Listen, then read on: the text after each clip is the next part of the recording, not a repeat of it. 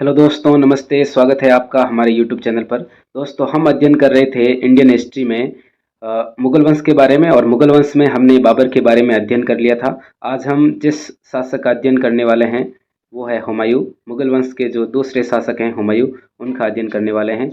हम जिस बुक का अध्ययन कर रहे थे वो थी teach yourself, doctor Kameshwar Prasad ji की बुक है।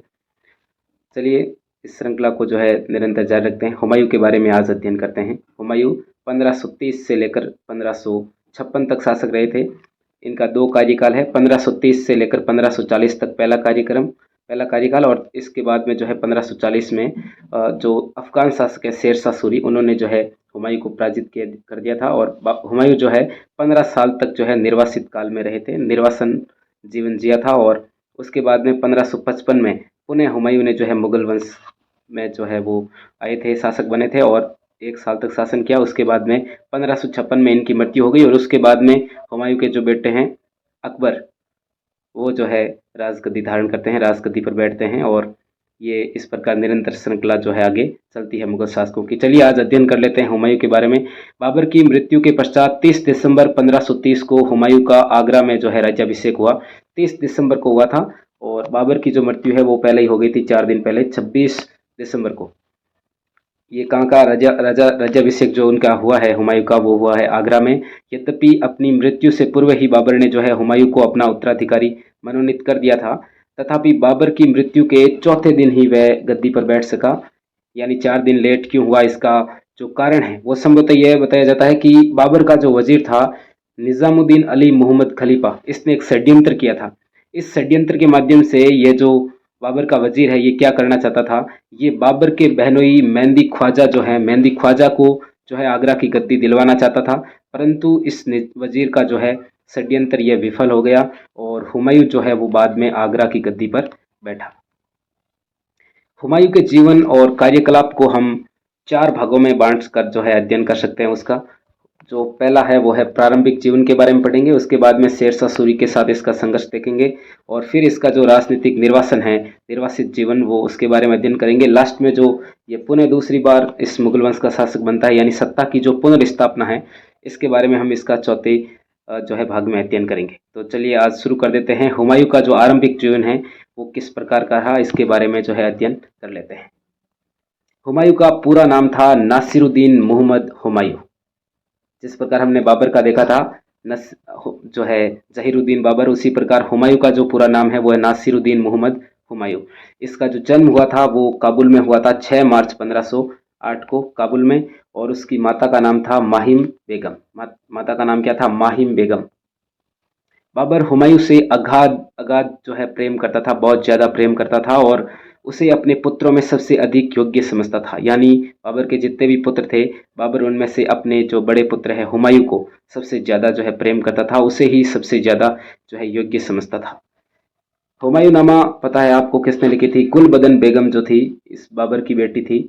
और हुमायूं की जो चचेरी बहन थी गुलबदन बेगम ने हुमायूंनामा में क्या लिखा है कि बाबर ने अपने राज्य का निर्माण हुमायूं के लिए ही किया। यानी कोई भी बाप होता है वो अपने बेटे के लिए राज्य का निर्माण कुछ भी बचा के रखता है तो अपने बेटे के लिए करता है। तो बाबर ने, यानी इस गुलबदन बेगम ने अपनी किताब में लिखा कि बाबर ने जो है अपने इस राज्य का जो निर्माण किया है वो किसके लिए किया है? अपने बेटे हुमायूं के लिए ही किया है। अपने प्रिय पुत्र की शिक्षा और दीक्षा का जो है बाबर ने उचित प्रबंध किया। बाबर ने जो है हुमायूं को अरबी, फारसी और तुर्की भाषा की शिक्षा के अतिरिक्त सैनिक शिक्षा भी दी थी, यानी सैनिक जो शिक्षा है वो भी इसको दी। वह जो आपके हुमायूं है वो तीरंदाजी और घुड़सवारी में माहिर था, यानी तीरंदाज भी था अच्छा और घुड़सवारी में माहिर था। उसे युद्ध के मोर्चे तथा व्यूह संरचना एवं इसे तोड़ने की भी शिक्षा दी गई, यानी सैनिक शिक्षा जो दी गई थी। युद्ध की किस प्रकार शिक्षा होती है, मोर्चे पर किस प्रकार खड़ा रहना है, युद्ध करने के लिए जो है एक सेनापति, जो कुशल सेनापति होता है, वो किस प्रकार जो है व्यूह रचना करता है और इसको किस प्रकार तोड़ता है, इसकी भी जो सारी शिक्षा है ये बाबर ने अपने पुत्र हुमायूं को दी। बाबर ने हुमायूं को छोटी उम्र से ही जो है राजकाज में प्रशिक्षित करना जो है आरंभ कर दिया था, और उसे महत्वपूर्ण जो दायित्व हैं वो सौंपे थे। 12 वर्ष की छोटी उम्र में ही उसे बदख्शां जो है उसका प्रशासन जो है दिया था, इसको प्रशासन की देखभाल के लिए नियुक्त किया था। बाबर ने हुमायूं को, 12 साल का था जब हुमायूं उसको जो है छोटी उम्र में ही बदख्शां के प्रशासन की जो है जिम्मेदारी दे दी थी। बाबर ने जब 1526 में भारत पर आक्रमण किया था, यानी पानीपत का जो युद्ध हुआ था उस समय, तो तब हुमायूं भी जो है बदख्शां से अपनी सेना लेकर किसके साथ आ गया, बाबर के साथ आ गया। यानी हुमायूं पानीपत के युद्ध में जो है बाबर के साथ था, है ना।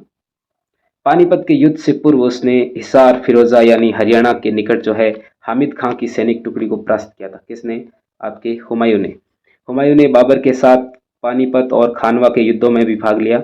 उसने अफगानों से अनेकों बार संघर्ष किए और आगरा, संभल, जौनपुर, गाजीपुर और कालपी में जो है मुगल सत्ता की स्थापना की थी, कालपी पर। हुमायूं के कार्यों से प्रसन्न होकर बाबर ने उसे आगरा की विजय के पश्चात पर्याप्त जो है धन और संभवतः कोहिनूर जो हीरा है वो भी भेंट किया था हुमायूं को बाबर ने। और बाबर को जो है संभल की जागीर भी जो है हुमायूं को दी थी। खानवा के युद्ध के पश्चात उसे बदख्शां वापस भेज दिया। यानी जब खानवा का युद्ध हुआ तो उसके बाद 1527 में जो है बाबर ने हुमायूं को वापस जो है प्रशासन के लिए कहाँ भेज दिया, बदख्शां भेज दिया। परंतु उज़्बेकों का दमन करने में असफल। यानी ये जो हुमायूं है वापस जब बदख्शां गया तो ये उज़्बेकों का दमन करने में असफल रहा और साथ ही इधर भारत में जो है बाबर का भी स्वास्थ्य गिरने लग गया। इसकी खबर सुनते ही 1528 में जो है हुमायूं कहाँ आ गया वापस, हुमायूं वापस 1528 में आगरा आ गया। कहाँ से? बदख्शां से वापस आगरा आ गया। आगरा से पुणे उसे जो है पुणे संभल की देखभाल के लिए भेजा गया, जहां वह बीमार पड़ गया। अतः हुमायूं को आगरा बुलवा लिया गया। हुमायूं जब संभल की देखभाल के लिए गया तो वहां पर हुमायूं बीमार पड़ गया, तो बाबर ने जो है हुमायूं को वापस बुला दिया।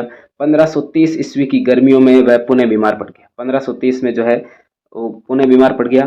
कहा जाता है कि हुमायूं की जो बीमारी थी, हुमायूं की बीमारी से दुखी बाबर ने भगवान से प्रार्थना की कि हुमायूं को अच्छा कर बाबर के ही प्राण ईश्वर ले ले। बाबर ने कहा कि अब भाई मेरी तो अवस्था जा ही रही है, जो है आप क्या करो भगवान, बाबर हुमायूं जो है हुमायूं की बीमारी को ठीक कर दो और मुझे जो है बीमार कर दो।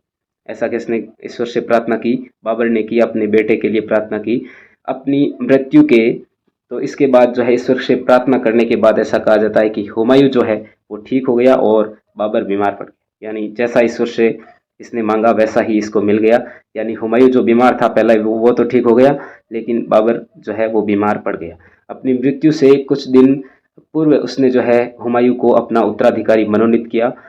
बाबर की मृत्यु के बाद अली मोहम्मद खलीफा जो वजीर था बाबर का, ने हुमायूं के बदले किसको, मेहंदी ख्वाजा को जो है गद्दी हड़पने का प्रयास किया था, षड्यंत्र किया था, लेकिन वो असफल रहा। और इस प्रकार 30 दिसंबर 1530 को जो है हुमायूं वो बादशाह बन गया था। यानी बाबर की मृत्यु के 4 दिन बाद में 30 दिसंबर 1530 को जो है हुमायूं बादशाह बन गया था। इस प्रकार यानी बाबर ने जो है अपने बेटे की बीमारी ठीक करने के लिए खुद जो है भगवान से प्रार्थना की कि भगवान आप जो है हम इस मनोकामना को पूरी करो मेरी, मुझे जो है आप बीमार कर दो और मेरे बेटे को जो है स्वस्थ कर दो। इस प्रकार ये भगवान की जो इच्छा है ये हो गई थी पूरी।